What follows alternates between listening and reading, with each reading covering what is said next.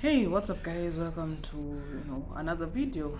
So today's video is going to be, I wouldn't say a sad one, but it's a real type of situation that's just happening too fast. You know, if you're not aware, you know, renowned and well celebrated journalist. She's covered the Gulf War crisis. She's covered the Bosnian War. She's covered a lot of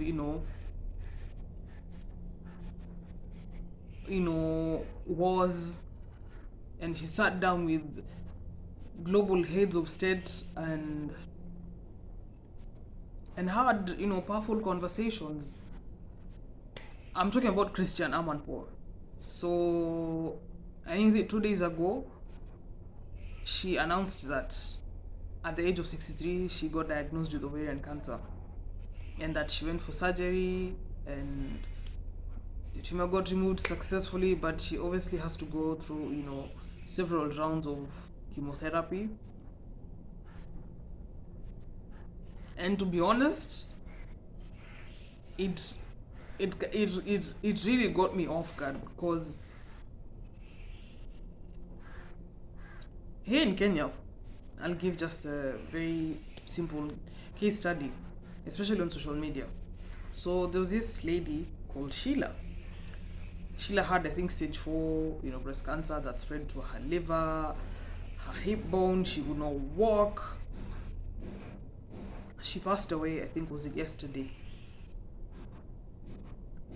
One thing I can say about Kenyans, we do have the spirit of giving. People really came out for her and rallied for her. Whatever little someone had, they would send it to the pay bill or whatever platform that was put out there to raise funds, because insurance maybe the cover ran out and they don't have finances to pay the bill or pay certain equipment or just pay for medications. And that's just one of the many cases that are on social media. And for those who are not on social media, how are they able to raise funds? And it's, for me, I came to realize it's not just about the funds, it's about the emotional and the psychological trauma that comes with it, because you're constantly worried about is she or he going to make it.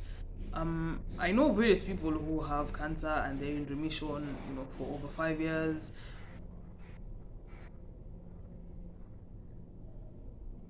and I wouldn't say it's easy, because anything can happen when you're in remission. It can come back, and the circle of life, things just move too fast. Just look at what happened to Chadwick Boseman. Someone was still acting, was still going through chemo, was still going through surgery, and I would say people are going through the most out here, like, to be honest. And it's just sad.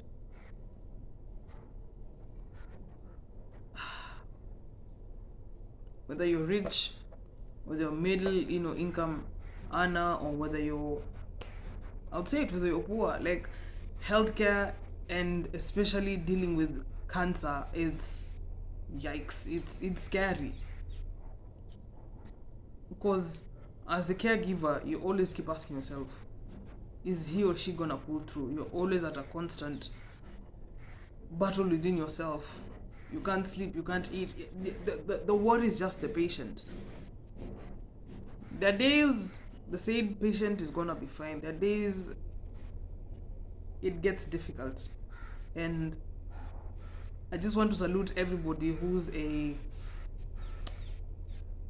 caregiver to a cancer patient.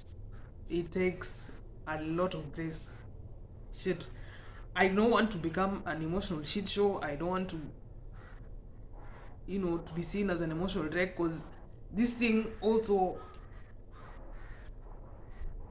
it hits home. Let me be honest. Oh God, I wasn't planning to cry, but here we go.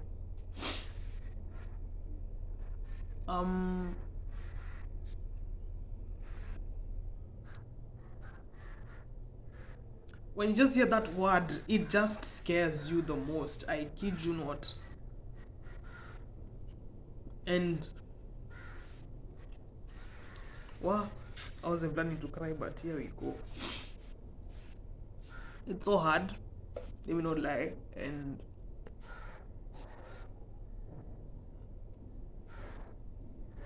the type of grace that one has is God given, not even a human being or anything, because I know of close people who have passed away from the disease, and it's scary, Maybe one person made so much progress and then just things just flip within an instant, and within a couple of days, say person passes away, The same girl, Sheila, she got rushed to the ICU, and because apparently her oxygen concentration was getting really low, she was losing blood. I'll leave her Instagram account down below if you're interested to read about her story. And as I said, that's just one case. What about the others who don't have social media platforms? And it's quite scary. Let me be honest, it is really quite scary to hear somebody who has, the C word, cancer, and being a caregiver to that specific type of patient. I really salute, and I pray, malipo, sisi binadamu hatuwezi kulipia hapa. God is the only person who's gonna pay for whatever you're doing for that person, because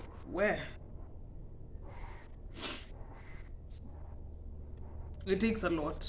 It really, really takes a lot, and you're always, waking up the next day. It's like, Alhamdulillah, God is good. We made it to the next day, and because anything can happen. I can tell you for sure, anything can happen.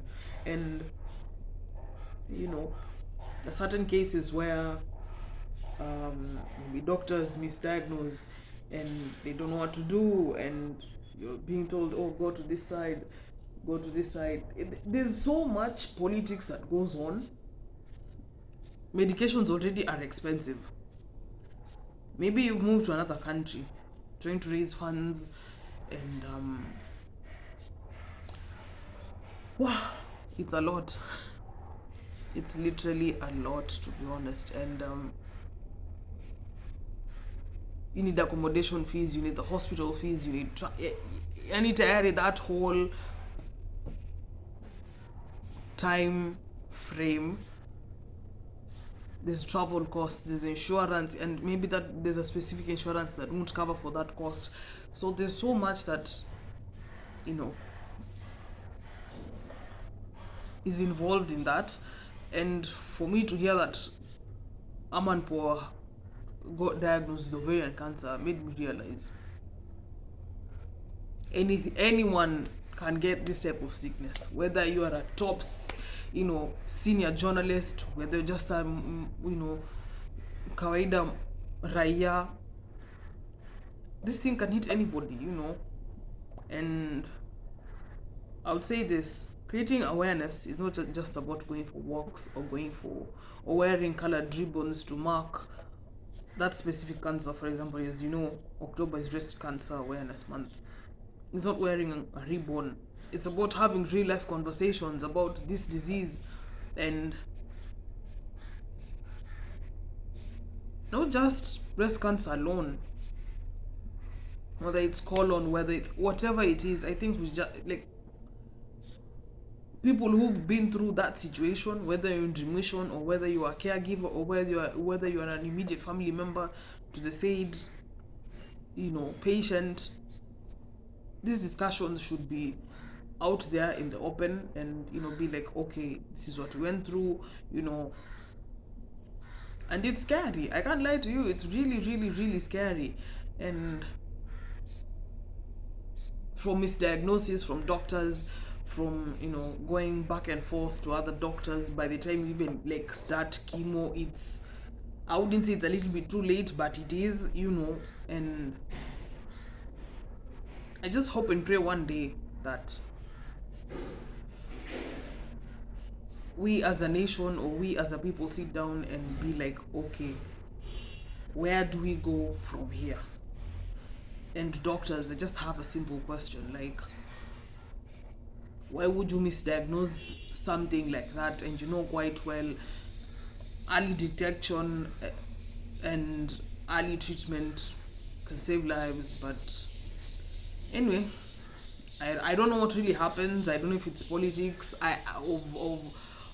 of hospitals. I really don't know. I'm just speaking from, you know, me as a person seeing what people go through, and it's not nice.